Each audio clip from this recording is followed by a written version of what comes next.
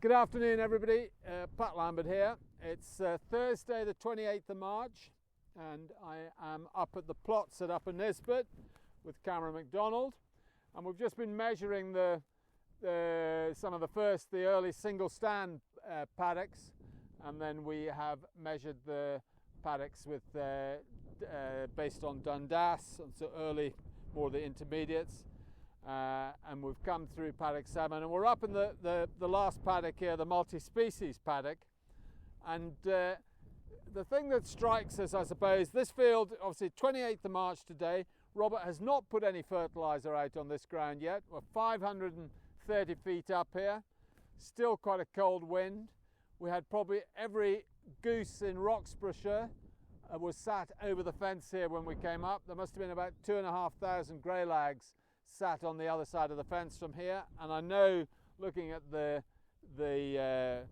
dung droppings, the droppings from the geese, that they have been on this field, so they like these plots, but they've now gone away.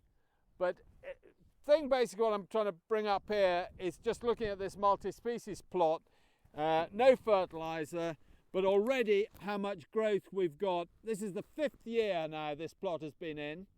So it's in its 5th year of production.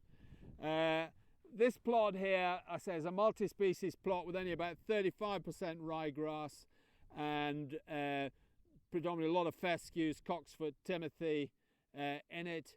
It had herbs. It's got quite a lot of. There's a lot of yarrow in this plot, and there is very good plantain has established in here now. Year 5, the chicory, we found the odd plant of chicory, but it has almost gone. You know, it is not evident really of any significant quantity of chicory left. We have found the odd plant, but it has almost gone out. So the two herbs that have done really well in this plot after 5 years are the plantain and the yarrow. Brilliant clover. You know, these multi-species, you know, predominantly now white clover, you know, is left in it. But all the mixtures, all the paddocks with the mixtures and the clover, they look really healthy. The field, you know, is not under any stress. What we're really seeing as well is the early growth with the cocksfoot, and there's a bit of cocksfoot you can see already, and the timothy. You know, we've been quite noticeable the amount of growth, you know, on the timothy. We've got mixtures here without timothy, and already you can see how the timothy is coming away. So, like I say, we're not at the stage yet where there's huge growth, but as soon as the fertilizer goes on here and soil temperatures are still on here, I think there was 7.2 in here last Friday. Soil temperature down at 15 centimetres was 7.2, but we've probably had another inch of rain this week. It's just been cold winds, been 2 to 3 degree temperatures, so the grass is just slow to come away. But certainly these multi-species plots, you know, are looking well. And looking down over the field, you know, you can see how green it is now. All these mixtures are looking very well. The single stand species of ryegrass, they're at the stage now, there's no clover on them, they're needing fed to really come away.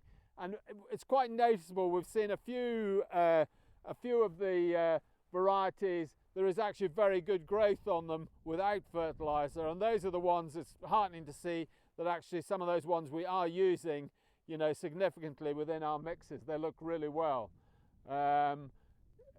And like I said, there is no clover under those at all, so they're just working on the fertility that's left in it. The thing other with these soils up here at Upper Nisbet, up here at the top, it was called Nisbet Moor, Hobkirk series soils.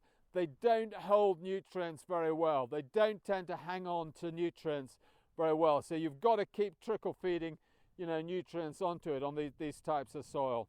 But yeah, these multi-species, very impressed already how they've come through the winter. This obviously field has been rested now since the end of November. There's been no stock on it apart from the geese.